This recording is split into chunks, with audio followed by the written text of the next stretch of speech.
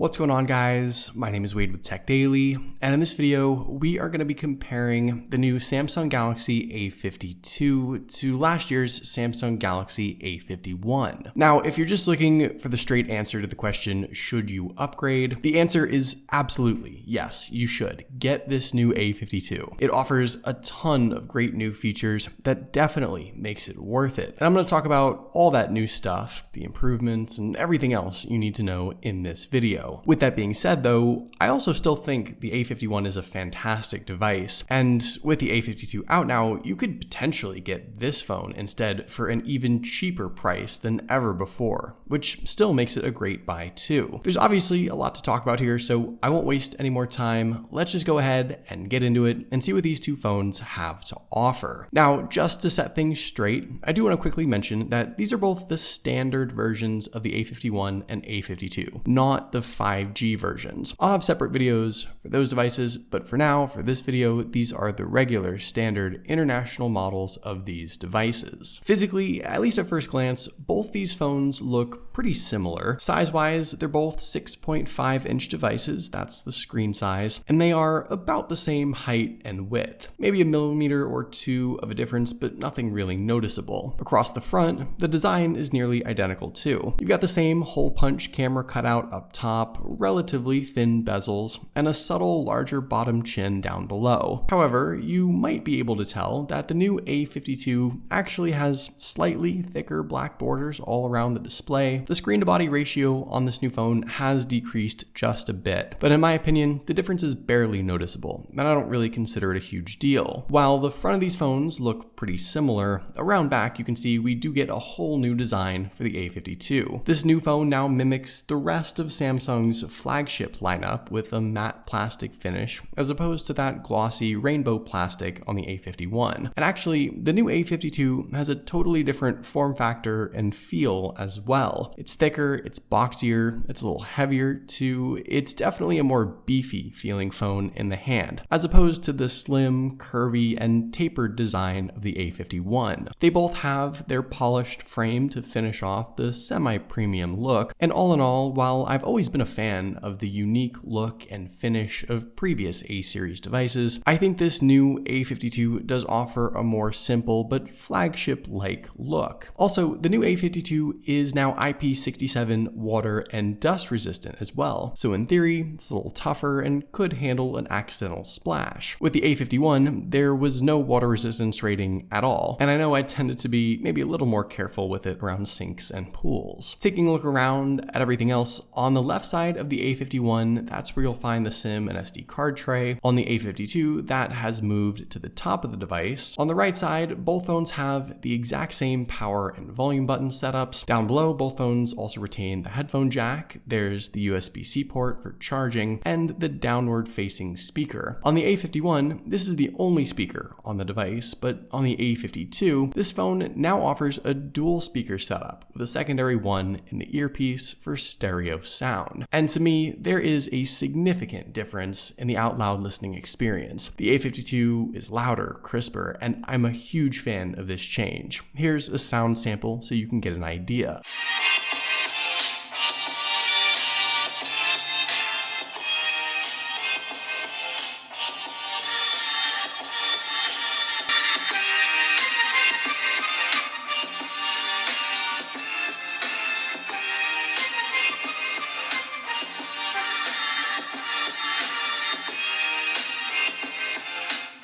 Around back, obviously, these phones have very different camera setups, at least how they look. There's definitely some things to talk about here, which I'll get into in a minute, but underneath the screens, both phones also have their in-display fingerprint readers. With the unlocking speeds, I was actually surprised to see that both phones sort of went back and forth on which one was quicker. I initially thought the A52 would almost always have the advantage, but that wasn't necessarily the case. Still, I've had my issues with the A51's fingerprint sensor over the last year You guys know this. It has improved with software updates for sure, but out of the box at least, the A52 does feel a little more accurate and consistent in comparison. When it comes to face unlock, the difference here is a bit more noticeable. 9 out of 10 times, it's the A52 that will get to the home screen first, and it will also wake up to the lock screen a split second faster as well. So there does seem to be a bit more of an improvement with this over last year. Now, one of the biggest new features on the A52 is its new 90Hz refresh rate display, and I think this alone is a solid reason to upgrade. The A52's high refresh rate panel means this phone feels ultra responsive, incredibly fast, and I do think it's noticeable over the 60Hz panel from last year's A51. I also think that most other people would be able to tell a difference too when they use this phone. The animations are smoother, the taps and touches are more fluid and accurate. The A52 just feels like a quicker, snappier, more up-to-date phone with this new high refresh rate display, and that's really great to see. Now, if you aren't really into this, you could just revert back to 60Hz in settings on the A52 if you wanted to, whether the motion smoothing wasn't really your thing or you wanted to save a little bit of battery life, whatever the case may be. But I think for most people, when they pick up the new A52, they're immediately going to experience just how much better of an experience it is. And honestly, it's this sort of feature that even brings the A52 closer to a flagship caliber smartphone as opposed to just a budget-friendly or mid-range device. Beyond the 90Hz option, I do think the display in general on the A52 is a bit better over last year as well. It's kind of tough to tell on camera, but in person, to me, the new A52 is a little bolder, a little more colorful, and brighter as well. The screens themselves are the same general spec, Super AMOLED panels, 2400 by 1080 resolution at a little more than 400 pixels per inch, and the viewing experience with these large 6.5-inch displays are great as they are. In fact, it's this sort of setup that makes the A-series phones such a good deal on their own. But the subtle improvements overall on the A52 paired with the 90Hz option makes this new phone an even better value than ever before. And if screen quality is important to you, or you've been introduced to a high refresh rate panel before and you can't go back to anything else, I think it's just a no-brainer to jump up to the A52. The difference really makes it worth it. Inside, both these phones I think offer pretty decent specs for the money, but once again, the upgrade you get going with the A52 I think is just so hard to pass up. The A51 is powered by the Exynos 9611 chipset, 4, 6, or 8 gigs of RAM, and 64, 128, or 256 gigs of internal storage. The new A52 gets a processor upgrade right away. It's powered by the Snapdragon 720G chipset. The base storage now starts at 128 gigs with a 256 gig model, and a similar selection of 4, 6, and 8 gigs of RAM. Now, for this side-by-side test, you can see I actually have the 4 gig model of the A51 and the 6 gig model of the A52. So not only will you see the processor difference, but also potentially the difference in RAM as well, which might be beneficial in your decision making. Here are the Geekbench scores for these devices, so you can get sort of a numeric value for comparison's sake. It's not necessarily a huge difference right off the bat, but still a difference nonetheless. And when we jump into some real world usage here with the side-by-side speed test, I think you can actually pick out quite easily a few instances where the A52 is going to pull ahead. I do just want to quickly mention that while both these phones are running Android 11, the A51 is still a version behind with One UI. So that might make a difference in some animation speeds and load times and other UI experiences. But besides that, I still think you're going to see a general overall speed increase with almost everything on the A52. With just launching and loading everyday apps, the A52 feels a little faster, a little more responsive. You can shave off a fraction of a second in some instances and even a couple solid seconds in others. Even with the simple stuff like web browsing or YouTube videos, the A52 generally just gets things up a little quicker. And as we start to load up more and more apps, you'll see that not only does the A51 get a little choppy at times, but the 4 gigs of RAM also tends to limit it a bit with trying to keep stuff loaded up and current in the background. In fact, after just like 5 or 6 app launches, the A51 has to already reload some apps that were opened just moments ago. All in all, I think there's really a few factors in play here. The Snapdragon 720G processor on the A52 is definitely a better, faster, more capable, and more optimized chipset. It's newer too, and all that yields better performance and potentially a better long-term investment as well. Second, while your availability may vary based on your location, I think you'll find that 6 gigs of RAM on the A52 now is probably going to be the default option in a lot of regions, while 4 gigs of RAM is what we saw most often on the A51. A51. So you're potentially getting more RAM for a similar price point in comparison. And on the software side of things, while the A51 will get the One UI update at some point, the A52 already has it. It's going to have another year or more of update support versus the A51 now, and it'll probably get future updates faster anyway. Overall, I do wholeheartedly consider the A52 to be a decent spec and performance upgrade over last year, but at the same time, there's still some decent value in the A51. It's just a little tougher to choose now considering how much more you can get with the new phone. Also, the new A52 with its chunkier, thicker design gets a bigger battery crammed inside as well. You now have a 4,500 milliamp capacity versus the 4,000 milliamp battery in the A51 last year. And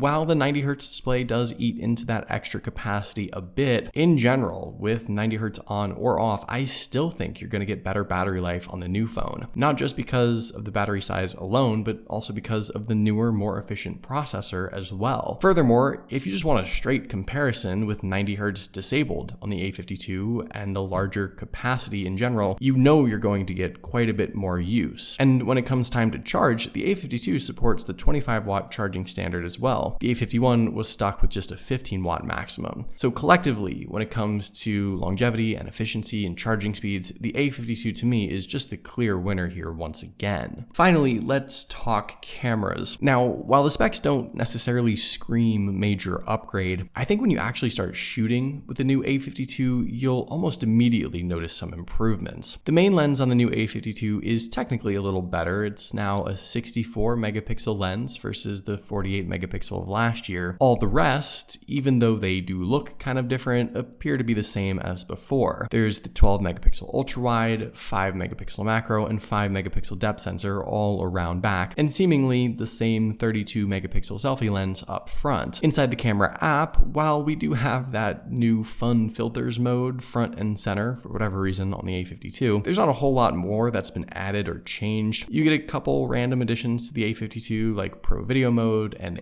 AR Doodle, but generally speaking, nearly all the capabilities, settings, options, and shooting modes remain the same. From 4K video to HDR to video stabilization. Obviously, you have the option now for a 64 megapixel shooting mode versus the 48 on the A51, but I haven't really found anything else in regards to new additions or capabilities. In practice, however, whether it be a result of some software tweaks or image processing or whatever else, I've found that the results on the A52 are noticeably better in nearly every scenario. The selfie camera tends to be sharper, more vibrant, less pale and soft. It's a solid improvement to say the least, and something I definitely appreciate. Around back with the rear lens, it's a similar story. The pictures just offer more detail, better color. It's a more pleasing looking result. Now, I am looking forward to doing a more in-depth camera comparison here to really see the difference in a bunch more shooting scenarios. But in general, to me, just right off the bat, the A52 seems to be quite the improvement over last year. All in all, I think it's safe to say that this new A52 is absolutely a solid upgrade over the A51. You get a fresh, new modern design, dual speakers, a high refresh rate screen, more powerful specs, a bigger battery, better camera results. It's a new and improved phone, basically from start to finish. And if you have last year's A51, or maybe some other A-series phones, this new A52 is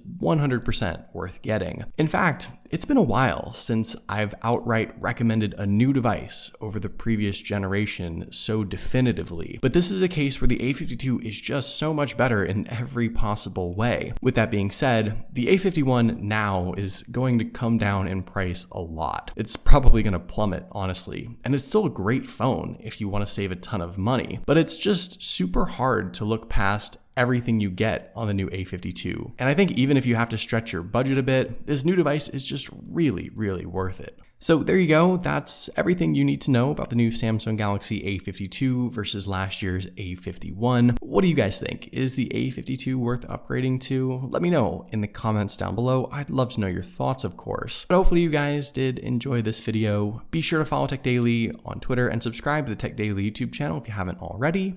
And I'll see you guys later.